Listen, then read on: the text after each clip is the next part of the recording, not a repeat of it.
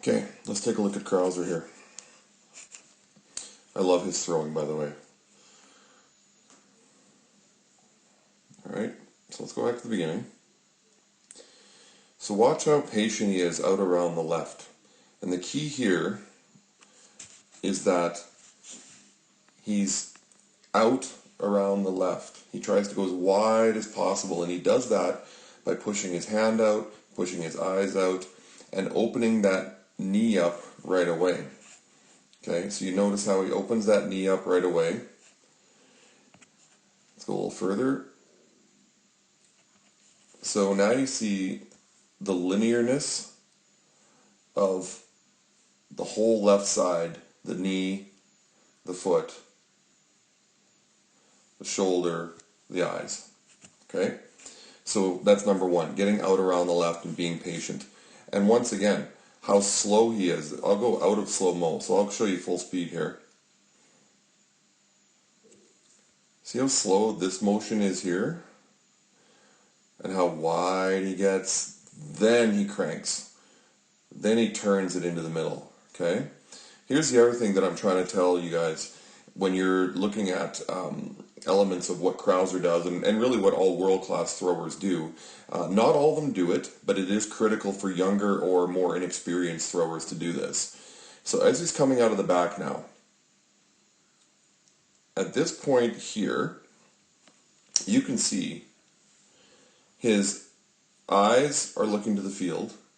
This hip is driving towards the field as this foot comes around and getting ready to get on top of it into the middle.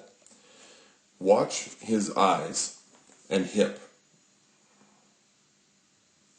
See how the hip's still driving to the field? See how his eyes are still looking to the field? That is critical. You've got to be patient.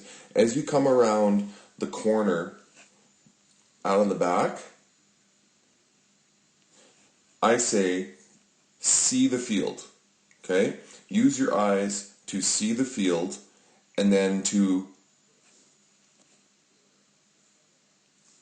drive that hip, the right hip, towards the field once you get to this point. As well, at this point, you should be pushing off this foot. This isn't a passive foot. The left foot isn't passive.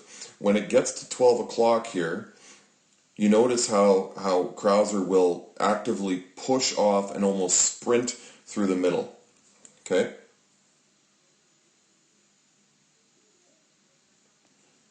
See the active push off there? That's what we want. But I don't want to confuse things. Here's what I want you to focus on. I want you to focus on wide around the left. Okay, wide around the left. And I want you to focus on seeing the field, driving the hip to the field first. Because even as Crouser sets that foot down, his eyes are still peeking. They're still looking towards the field a bit. His right hip is still pointing towards the field.